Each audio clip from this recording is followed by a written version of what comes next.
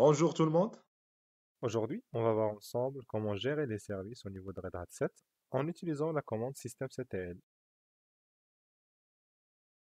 Dans un premier temps, on va ouvrir un terminal, passer en route. Les anciennes versions de Red Hat antérieures à la version 7 utilisent les scripts init. Ces scripts-là, ils se trouvent dans /etc rc.d et init pour démarrer et arrêter l'ensemble des services. Dans Red Hat 7, ces scripts ont été remplacés par les unités de service systemd et ils ont l'extension .service. On peut utiliser la commande systemctl pour les lister. Donc systemctl, espace, list-units, espace, type, on dit qu'en quoi on cherche des services, donc service, espace, all pour lister l'ensemble des services.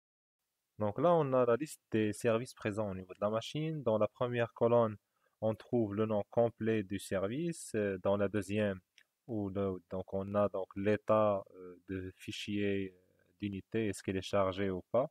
Donc ça nous donne une information par rapport à l'état de chargement.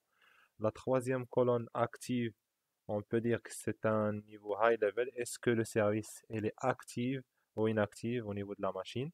Et le sub, ça nous donne une information par rapport au low level. On peut dire est-ce que le service il est démarré ou il n'est pas en cours d'exécution, ou il est mort, dead ou bien vient de sortir, donc exited.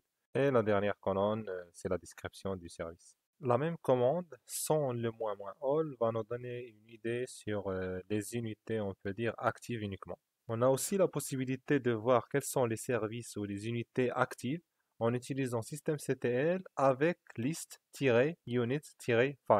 Donc bien sûr en spécifiant "-type et service. Donc là, on voit bien qu'en quoi on a les services et l'état, est-ce que enabled, disabled ou statique.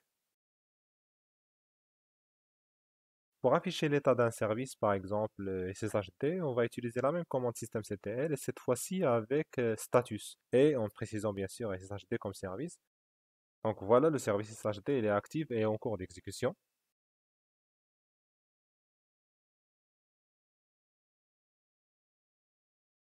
On a aussi la possibilité de vérifier est-ce que SSHD il est actif ou pas en utilisant systemctl espace is active espace SSHD.